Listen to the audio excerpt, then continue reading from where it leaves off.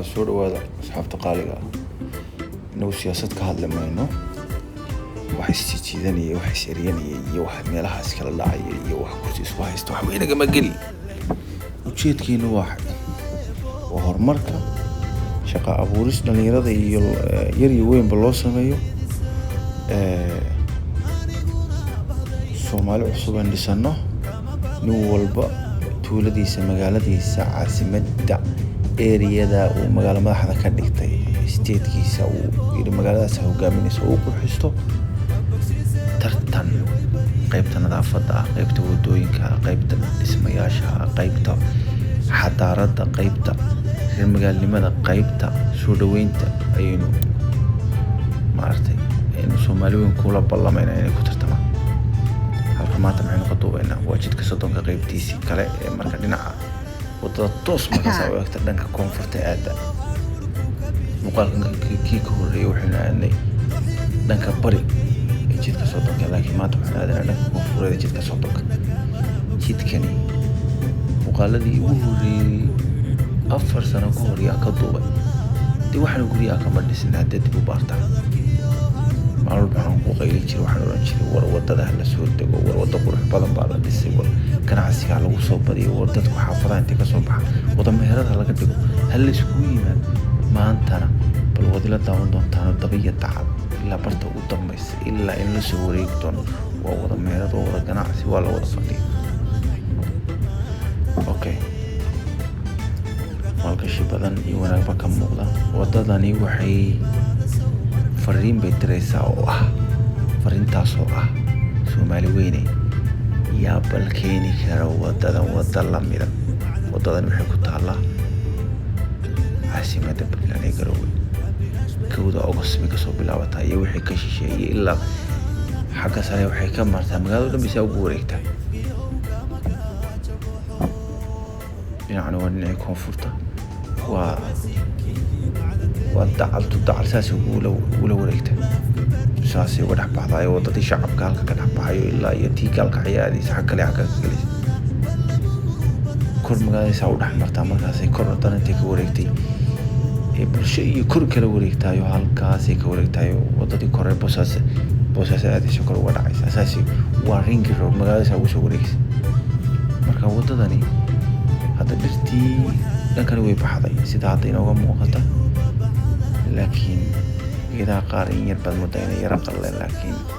روبكوي كوال كعاد وير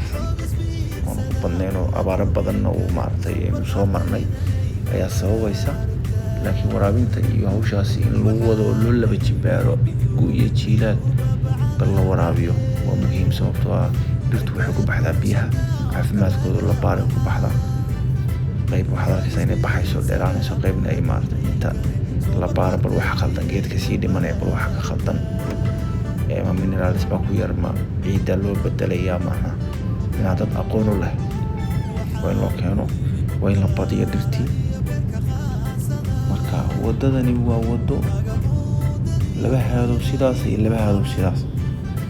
xagga ganacsiga bay wax badan ka bedeshay horumarkii wax badan ka bedelaysaa mustaqbalka dhow iyo ka fogba. waata meel walba dabaq dhismayaal dhanka xaafadaha aynu aadi lahayn wadayaabaysan guryaha quruxda badan dhulkani booskoo kale hadda dee dhibka jira waxaa weeye booskii baa la qaaliyey. maanta ninkayga dhalinyarada haddaan damcayna boos aagaa ka iibsado haddii 40 lagu yidhaahdo mina dhagaa intan faraageliyaan carreed leeya 40 hay maqashiin 35 hay maqashiin 40 kun oo Soomaaliya ma waa 40 kun oo dollar wey. Halkaan ku soo shaqaysan ka keenay lacagta 35 kun ee igala hadlay 30 hay igala hadlay 20 hay igala hadlay war 10 dad igala hadlay 20 iga san ku ducayn lahaa aniga inta la midaba dhalinyarada inta dibadda joogta inta dalka joogta war 20 kun waxaan oran lahaa maayarkii dowladda hoose 20 ka magaalada lagu soo celiyo 10 kun oo dollar saasiba noo ku badan tahay. xafadan aad bay qurux badan tahay mustaqbalka inaan daga waa jeclaan iyo xafada Mubaarak dhinaca wadada la saxan u baxda dhinaca wadada gaalka ayaa u baxda magaalada meeshaad ka degaysa ku sheegay wadada gaalkacyo wadadan hadda in marayna jidka Sodonka sida ugu beegan gaalkacyo iyo koonfur ka deg magaalada bidix iyo midigba ka deg okay hoos u daadago dhinaca waqooyiga iyo aad wadada la saxanood iyo kor uga bax calitaan iyo xagga aad halkaana magaalada ka deg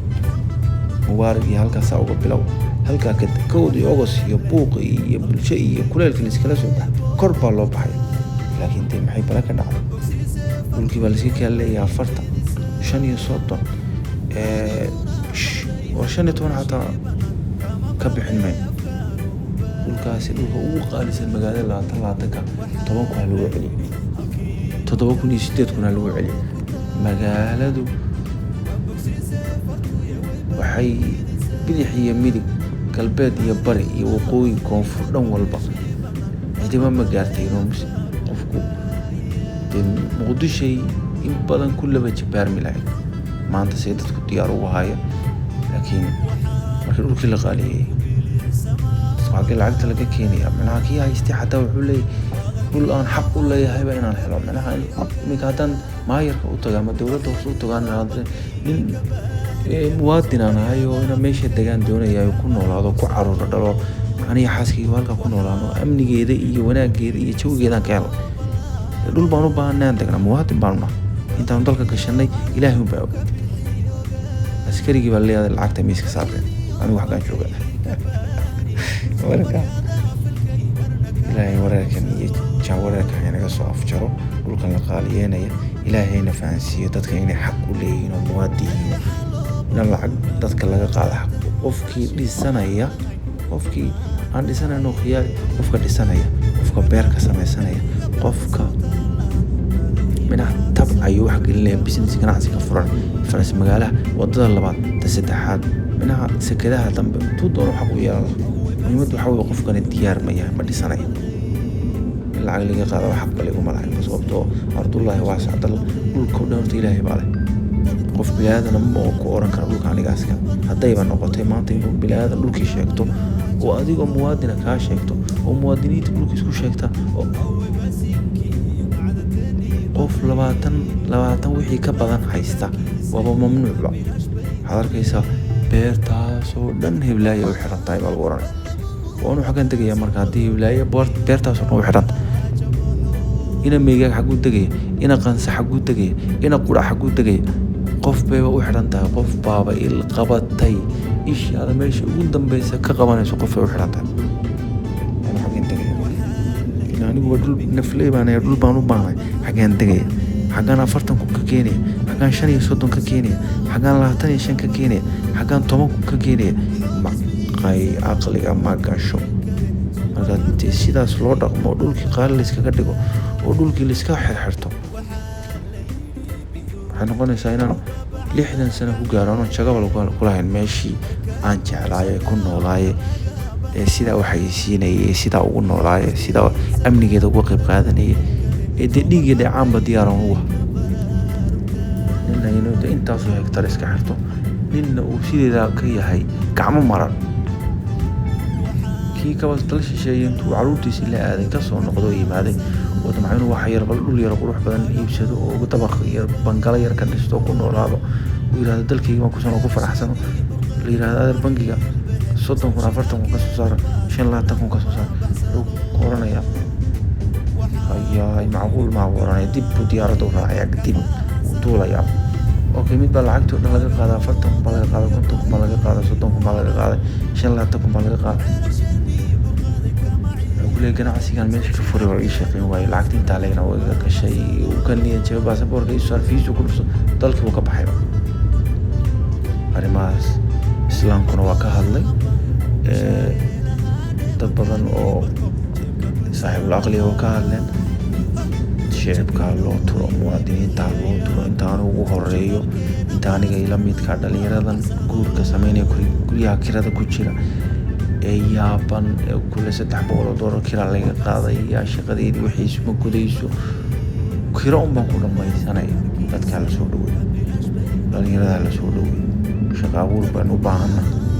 وإحنا ديرته ما باني وحيران هلا وحقاته كيرا iyo cunto iyo masaariif iyo baqara deew kala yaab dalka xaq lagu wado shaqana looma abuurin, dhulkiina waa lagu qaaliyey,